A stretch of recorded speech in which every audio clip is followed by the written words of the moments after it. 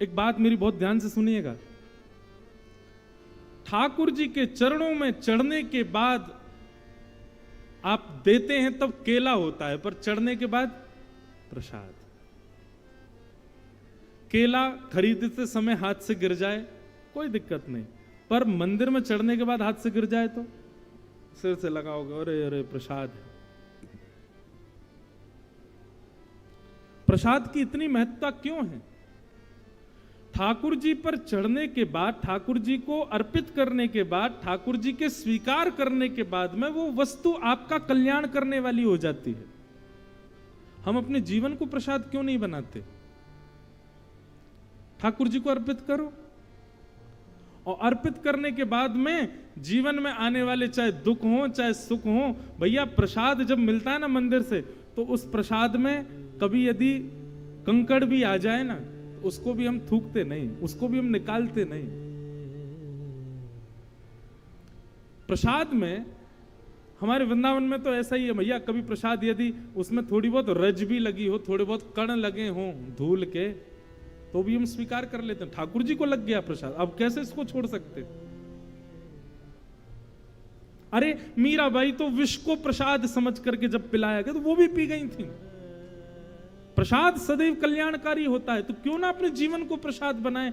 जीवन को प्रसाद बनाएंगे तो इसमें आने वाले सुख, ये समझ लेना ठाकुर जी के द्वारा प्रदत्त किया गया पेड़ा है, और इसमें आने वाले कष्ट ठाकुर जी के द्वारा प्रदत्त किया गया। कभी कभी ठाकुर जी की सेवा में, ठाकुर जी के प्रसाद में खट्टे अमिया का भोग भी लगता है। खट्टे आम होते हैं ना, जिनका अचार बनता है, उनको क्या बोलते हैं? कुछ बोलते हैं ना खट्टे आमों को, क्या बोलते हैं? कैरी है? हाँ, कैरी बोलते हैं। कभी कभी वो भी भोग लगता है ठाकुर जी को। तो बस ठाकुर जी के चरणों में जब जीवन अर्पित कर दिया, तो जीवन में अर्पित करने के बाद उसमें आने वाले सुख ठाकुर जी के चरणों का मिष्ठान प्रसाद है, और उसमें आने वाले दुख ये ठाकुर जी के चरणों की खट्टी अमिया का प्रसाद है। दोनों स्वीकार करो। स्वीकारीकरण प्रारंभ हो जाता है जीवन अर्पित करने के बाद। तो आनंद, यह आनंद जीवन में कब आएगा? जब सर्व समर्पित हो जाओ। बिना समर्पित हुए जीवन में आनंद नहीं आ सकता। ठाकुर जी को अर्पित तो करना पड़ेगा।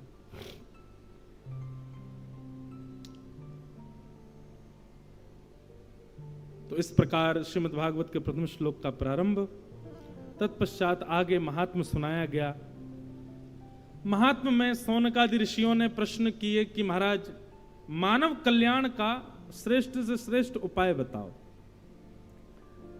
एक बात बहुत ध्यान से सुनिए, और संभव हो सके तो कहीं लिख लीजिएगा कि मानव कल्याण क्या है। मानव कल्याण हम किस भाव में समझते हैं? कोई व्यक्ति यदि बहुत धनवान होना मानव कल्याण समझता है, रावण बहुत धनवान था, रावण की संपत्ति के आगे कुबेर भी नतमस्तक रहते थे। कुबेर साक्षात संपत्तियों के दाता, वो भी रावण के आगे हाथ जोड़ के खड़े रहते थे उनकी संपत्ति के आगे। संपत्तिवान होना कल्याण नहीं है। बहुत ऐश्वर्यवान होना, तो ऐश्वर्य पांडवों से ज्यादा कौरवों का था। ऐश्वर्यवान होना भी संपत्तिवान जीवन का उद्देश्य तो नहीं है। मानव का कल्याण ऐश्वर्यवान होने में भी नहीं है। बहुत ध्यान से सुनिएगा। ये बात मैं क्यों कह रहा हूं? क्योंकि संसार में यही सब होना ही हम कल्याण समझते हैं। पर हमारे शास्त्र कहते हैं, शरीरम स्वरूपम तथा वा कलत्वम रथश्चारुरुचिरम धनम मेरुतुल्यम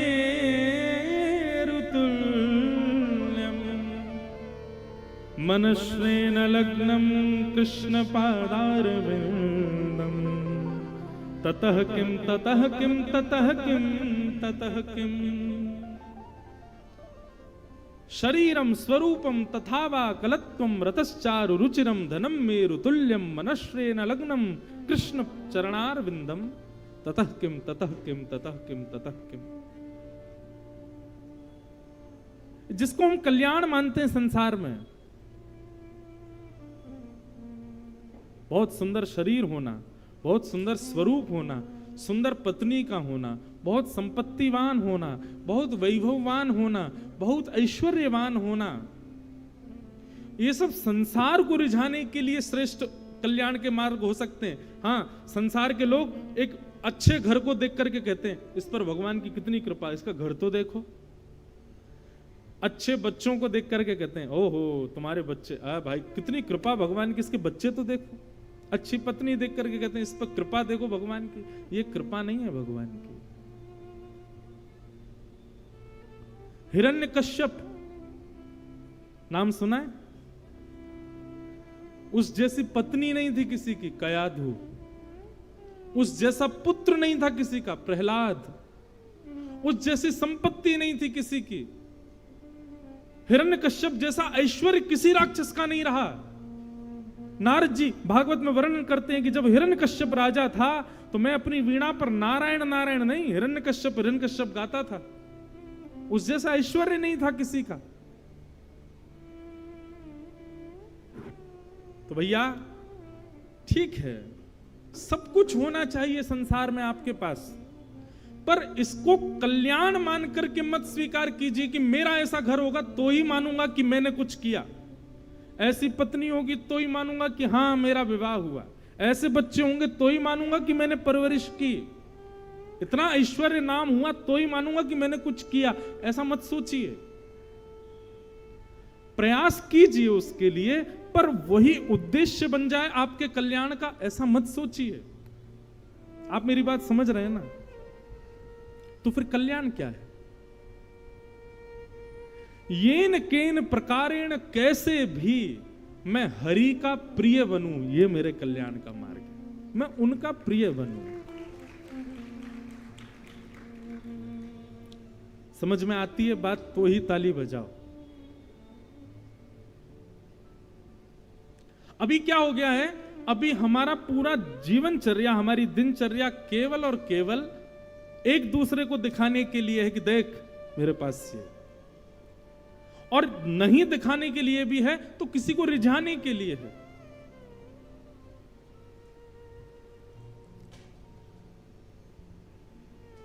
हम तो इतने सारे लोगों से मिलते हैं, इतनी जगह जाते हैं, इतने घरों में जाते हैं, साईं भी इतना भ्रमण कर, जब बात होती है तो पता चलता कहीं ना कहीं है ही बाहरी हैं, हम भी कहीं ना कहीं बाहरी रहते हैं। भ्रमणात् पूज्यते विप्र, भ्रमण से इतनी नॉलेज मिल जाती है, ये तो अनुभव किया। घूमने से, डोलते रहने से, बार बार इधर उधर जाने से लोगों की बुद्धि पता चल जाती है कैसी होगी। ये बात बिल्कुल सत्य। मैं कोई अपनी प्रशंसा नहीं कर रहा हूं, पर हां आप सामने दिखते हैं और आप दो बात हमसे बोलिए, बस उस दो बात में मैं आपकी चार बात तो बता ही दूंगा कि आप ये करते होंगे, ऐसा आपका स्वभाव है, ये आपको प्रिय लगता। इतना अनुभव हो चुका है घूम घूम के, लोगों से मिल मिल के। व्यक्ति का प्रणाम करने मात्र से पता चल जाता है कि वो कैसा है। और अभी तो ऐसा भी हो गया है कि, लेकिन एक बात मैं एक और अपना गुण बताऊं, मुझे नाटक करना बहुत अच्छा आता है। अगर मुझे दिख जाता है कोई व्यक्ति महाव्यसनी है, लेकिन यहां भलाई इसी में है कि इसी के जैसे ही दिखो, तो मैं कहता अरे भाई तुम जैसा तो देखा ही नहीं मैंने, आओ आओ गले लगो, भाई तुम बहुत अच्छे हो, मेरे सबसे प्रिय हो। कल को अब जो लोग कथा सुन रहे होंगे, जिनका हाथ पकड़ के मैंने कहा होगा तुम मेरे बहुत प्रिय हो, वो सोच रहे होंगे महाराज जी ने नाटक में कही थी ये बात। ऐसा नहीं है, सबके प्रति नहीं, पर हां कई बार कई लोग ऐसे मिलते हैं जीवन में जो उनको देखते ही पता चल जाता है, उनके आव भाव से ही पता चल जाता है कि ये व्यसनी, उचित तो नहीं है।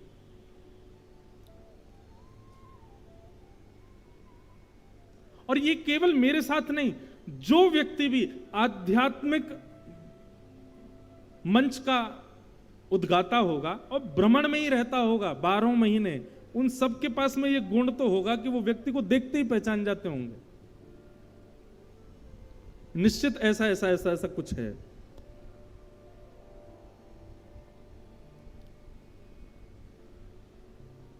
तो कल्याण इसमें नहीं है कि हम कितने ऐश्वर्यवान, कितने संपत्तिवान, कितने धनवान, कितने वैभववान। कल्याण हमारा इसमें है कि हम अपनी क्रियाओं से ठाकुर जी के प्रिय बन पाए कि नहीं। दो बातें हैं, एक तो ठाकुर जी आपको प्रिय हैं और दूसरी बात आप ठाकुर जी को प्रिय हो। ठाकुर जी आपको प्रिय हैं ये बड़ी बात नहीं है, सबको प्रिय हैं ठाकुर जी। यहां मुझसे लेके पीछे बैठे हर व्यक्ति को, यहां जितने भी लोग इस पंडाल में बैठे सबको ठाकुर जी प्रिय हैं, पर हम आप सब में गिनती करेंगे तो ज्यादा से ज्यादा 4 या 5 लोग होंगे जो ठाकुर जी को प्रिय होंगे, इतने हजारों लोगों में। और माफ कीजिएगा, इतने हजार लोग होते हुए भी कल्याण उसी का ही हो रहा है जो ठाकुर जी का प्रिय बन गया है, जो ठाकुर जी को प्रिय लगता है।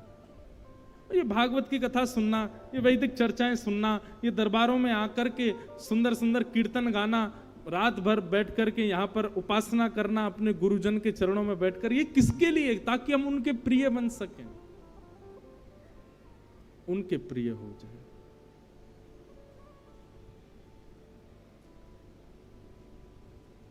तो आज के बाद अगर आपसे कोई पूछे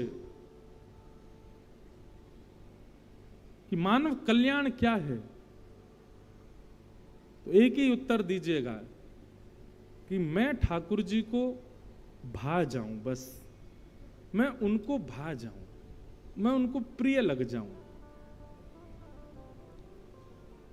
और ये सूत्र मुझे कहां से मिला? ये सूत्र मुझे मिला भक्तिमती मीराबाई से। जिन भेषा मारो सांवरो रीझे, मैं सो ही भेष धरूंगी, बाला मैं बैरागण होंगी। कहो तो कुसुमल साड़ी रंगाऊं, कहो तो भगवा भेष, कहो तो मोतियन मांग भराऊं, कहो छिटकावा केश। प्राण हमारा वहां बसत है, यहां तो खाली खोड़। मात पिता परिवार सोई है, कहिए तिनका तोड़। बाला मैं बैरागण होंगी। क्यों? क्योंकि जिन भेषा मारो सांवरो रीझ है। ये सांवरो रीझ है, यही है हमारे कल्याण का मार्ग। बस उनको रिझाना है, वो प्रसन्न रहे हमसे, वो राजी रहे हमसे, हमारे गुरु राजी रहे हमसे, हमारे ठाकुर राजी रहे हमसे, हमारे माता पिता राजी रहे हमसे। इन 3 लोगों को जिसने राजी कर लिया ना, माता पिता, गुरु और ठाकुर, उसने अपने जीवन का कल्याण कर लिया, उसका उद्धार हो गया। और क्षमा कीजिएगा, माता पिता राजी नहीं हैं, गुरु राजी नहीं है, ठाकुर कभी राजी नहीं हो सकता आपसे। मुझे एक नासिक में किसी ने प्रश्न किया कि महाराज जी बच्चों को सेवा कैसे सिखाएं ठाकुर जी की। मैंने कहा सबसे पहले अपनी सेवा कराओ, जबरदस्ती। ये जितने माता पिता बैठे हैं यहां पर, ध्यान से सुनो, शाम को आधा 1 घंटा अपने बच्चों को बोलो इधर बैठो पास में, पैर दबाओ हमारे, चलो। वो पहले शर्म खाएगा, लेकिन उसका नियम बनवाओ, वो बिना पैर दबाए रह ही ना पाए। आपके पैर दबाएगा, आपके चरणों के प्रति उसका प्रेम जब बढ़ेगा। अभी लोग क्या करते हैं, छोटे छोटे बच्चों को चलो हनुमान चालीसा याद कर लो, चलो गायत्री मंत्र याद कर लो, चलो स्तुति याद कर लो, फिर मुझसे मिलने आएंगे, वहां आके महाराज जी को सुनाओ, श्लोक सुनाओ। अच्छा है सुनना भाई, श्लोक याद करवाओ, हनुमान चालीसा याद करवाओ, लेकिन उसको प्रणाम करना नहीं आता तो क्या सीखा उसने? हम एक बात कहें, बालक जैसे 4-5 वर्ष का हो जाए, उसको सबसे पहला अपना भक्त बनाओ। माता पिता का पहला दायित्व सबसे पहले अपना चेला बनाओ उसको। और जब वो आपका दास बन गया ना, तो 11-12 वर्ष की आयु होते ही वो अपने आप ठाकुर जी का दास बन जाएगा। आपने अपना शिष्य नहीं बनाया, आपने अपना सेवक बालक को नहीं बनाया, वो ठाकुर जी का सेवक कैसे बनेगा?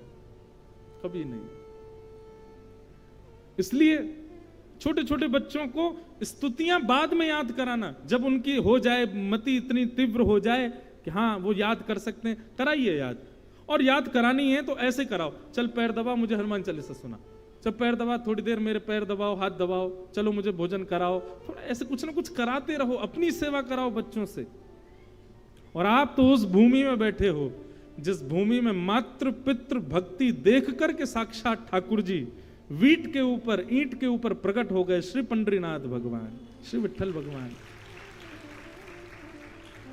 ये महाराष्ट्र की भूमि है, यहां पर तो ठाकुर जी ईंट के ऊपर खड़े हैं, और पुंडलीक का ना जप है, ना तप है, ना अनुष्ठान है, ना कोई नियम है, ना कोई व्रत है।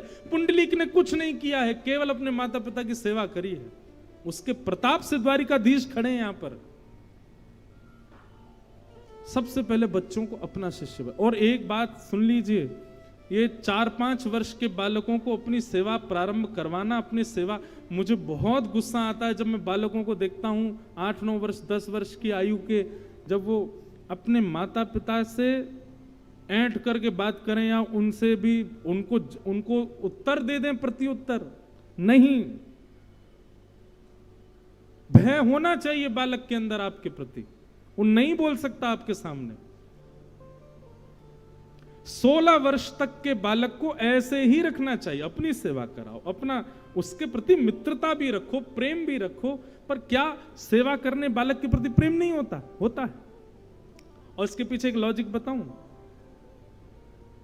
भाई, कहीं भी जॉब करने जाओगे तो पहले रिज्यूम चेक किया जाता है आपका, और उसमें ठीक है अगर आप नए नए आए हो तो आपको जॉब मिलने के चांसेस कम होते हैं। पहली बार यदि आपको कहीं पर किसी में जॉब अप्लाई करोगे तो जॉब मिलने के चांसेस भी कम होते हैं, और दूसरा फिर सैलरी भी कम होती है अगर मिल भी जाए जॉब तो। लेकिन दिख जाए कि एक्सपीरियंस दो, बड़ी बड़ी कंपनियों में जा चुके हो, खूब महाराज घिसे हुए हो, तो आपकी स्टार्टिंग ही बढ़िया लेवल से होती है, बढ़िया सैलरी दी जाती है, आ जाओ चलो ये पोस्ट है आपकी। ठीक वैसे ही ठाकुर जी अपना भक्त बनाने से पहले रिज्यूम चेक करते हैं, कितनों की सेवा करी है। और जब रिज्यूम में दिखता माता पिता के पैर कभी नहीं दबाए, सेवा ही नहीं करी माता पिता की, ठाकुर जी या तो अपनी सेवा की जॉब देंगे नहीं, और देंगे भी इतनी कम सैलरी देंगे आपको, सैलरी बोले तो उस सेवा इतनी दूर की दे देंगे, ज्यादा सब क्यों, एक्सपीरियंस नहीं हो। भाई ठाकुर जी बड़े कोमल हैं, कहीं तुमने जोर से पकड़ लिए तो। ठाकुर जी के चरण बड़े कोमल हैं भाई, उसके लिए इन हाथों को पहले मखमली बनाना पड़ेगा, और ये तब बनेंगे जब माता पिता की सेवा। सबसे पहले बच्चों को अपनी सेवा सिखाओ। हनुमान चालीसा बाद में याद कराना, और गायत्री मंत्र तो याद ही मत कराना भाई, गायत्री की बड़ी महिमा गरिमा है। हम जो नासिक गए थे वहां 1 महीने तक जो नियम का पालन था वो केवल नियम इसलिए था ताकि मैं गायत्री पाठ कर सकूं। गायत्री इतनी सामान्य वस्तु नहीं है कि कोई भी उसको बोल दे। श्री गायत्री का ही विस्तार है 18,000 श्लोकों में श्रीमद् भागवत में। देखो मंच, देखो व्यासपीठ, देखो यहां की श्रद्धा, ये गायत्री का विस्तार सुन रहे हो आप। वो सूक्ष्म गायत्री, उसको लोग ब्रश करते करते बोलते हैं, सुबह उठते उठते गा देते हैं, बच्चों को याद करा देते नहीं। उसके नियम हैं, उसके कानून हैं, उसके कायदे हैं, उनमें रह करके ही गायत्री बोलनी चाहिए।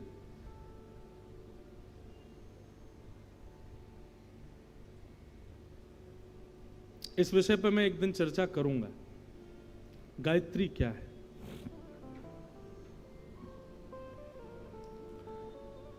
तो मानव कल्याण, सौनकादि ऋषियों ने पूछा मानव कल्याण कैसे होगा, कृपा करके हमको बताओ। तब मानव कल्याण का उपाय बताते हुए सूत जी महाराज कहते हैं कि कालव्याल मुखग्रास त्रास निर्णास हे तवे श्रीमद्भागवतं शास्त्रं कलौकीरेण भाषितम्। बोले मानव का कल्याण उस दिन हो जाए जिस दिन वो अपनी मृत्यु को समझ जाए। बहुत ध्यान से सुनिएगा। व्यक्ति पाप क्यों करता है? क्योंकि वो मृत्यु के भय से भयभीत नहीं है, और या फिर इतना निर्भीक हो गया, अरे मरना तो है ही, कर लो।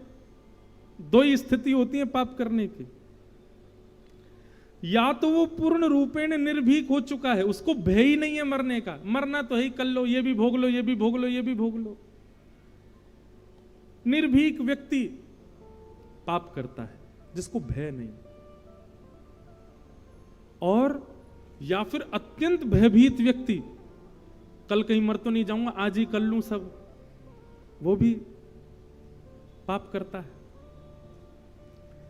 लेकिन श्रीमद् भागवत क्या करती हैं? मृत्यु का सीधा सीधा अर्थ समझा देती हैं। मृत्यु क्या है?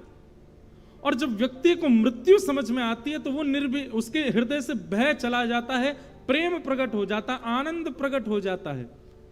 और इस आनंद को प्रकट करता कौन है? बोले श्रीमद् भागवतम शास्त्रम कलौ कीरेण भाषितम। श्रीमद् भागवत मृत्यु से परिचय कराती है। भागवत की कथा, मैं कथाओं में एक बात कहा करता हूं, बहुत ध्यान से सुनिएगा। ये 7 दिन की कथा क्या है? 7 फेरे हैं हमारे ठाकुर जी के साथ। प्रत्येक दिन की कथा से एक फेरा हो रहा है। दूसरे दिन की कथा कल दूसरा फेरा, तीसरे दिन की तीसरा फेरा, चौथे दिन की चौथा फेरा, ऐसे 7 दिन की कथा से 7 फेरे हो गए ठाकुर जी के साथ।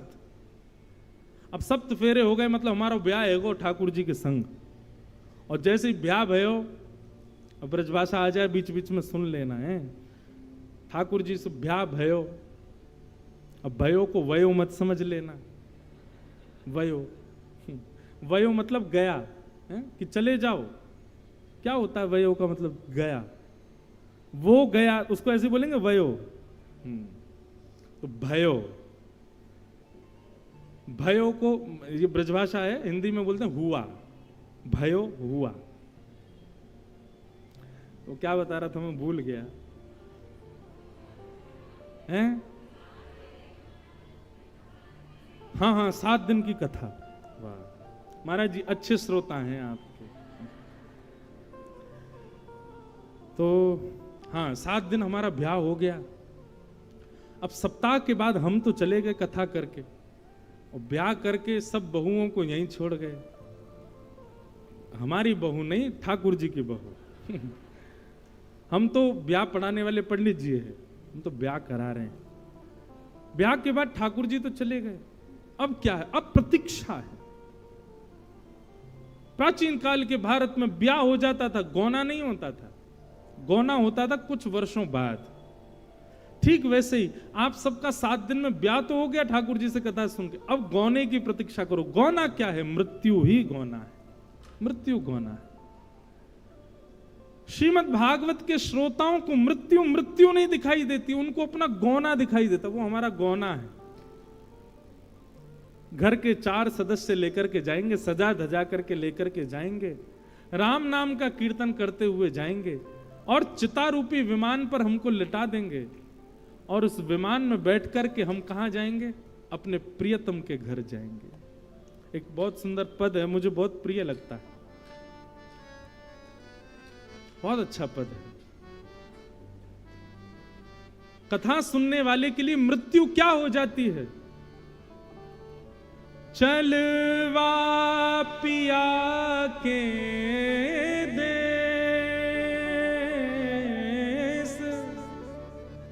चलवा पिया के देश, सजनी चलवा पिया के देश, सजनी चलवा पिया के। बहुत सुंदर भाव है।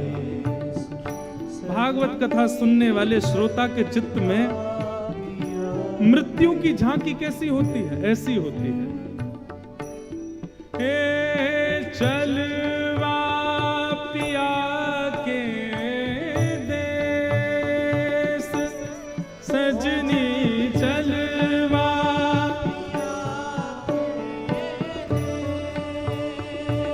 सजनी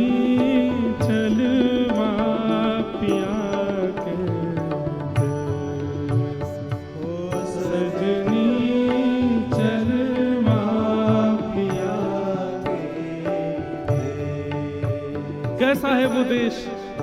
अच्छा, ये पद में दो भावों से गाता हूं। पहला भाव, जो जीवित अवस्था में सब छोड़ वृंदावन जाना चाहते हैं उनके लिए भी ये भाव है।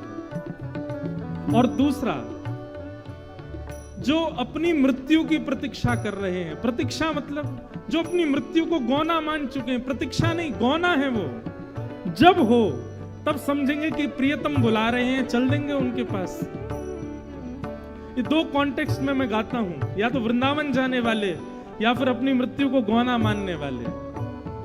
सजनी चलवा पिया के देश, ओ सजनी चलवा पिया के देश, ओ सजनी चलवा पिया के देश, ओ सजनी चलवा पिया के देश। कैसा है वो देश? ओ जहां नहीं मोह ममता की रजनी, जहां नहीं मोह ममता की रजनी, जहां ना बिछोह कलेश, जहां ना बिछोह कलेश, जहां नहीं आवन जावन कितहु, जहां नहीं आवन जावन कितहु, हे मिले रहे दिन रैन, ओ मिले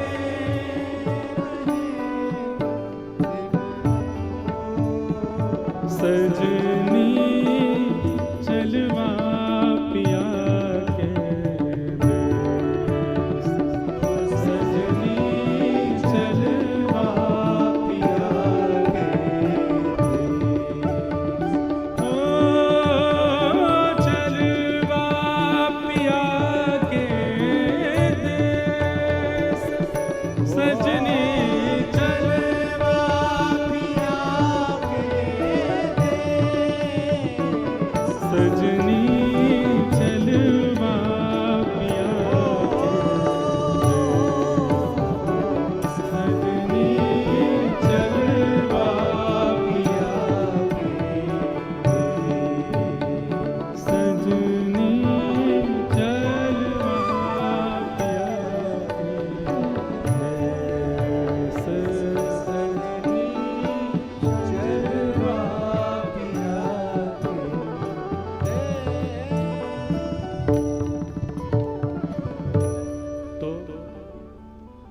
कथा सुनने के बाद में मृत्यु मृत्यु नहीं रहे, हमारा गौना है।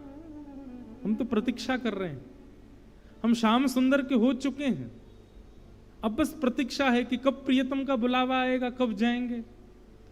और प्रियतम का बुलावा दो तरीके से आएगा बंधुओं, या तो प्रियतम वृंदावन बसा देंगे जीवन पर्यंत के लिए, और वृंदावन न भी बसाएं तो वृंदावन आपके चित्त में बस जाए तो प्रियतम का बुलावा मृत्यु को ही समझिए। कथा सुनने वाले के लिए मृत्यु मरणासन अवस्था नहीं होती है, मृत्यु शोक का विषय नहीं होता। कथा सुनने वाले के लिए मृत्यु प्रियतम का बुलावा है, प्रियतम का स्नेह है। तो श्रीमद् भागवतम शास्त्रम कलौकीरेण भाषितम्। श्रीमद् भागवत रूपी शास्त्र कली रूपी इस कलयुग में भगवत प्राप्ति का साधन है।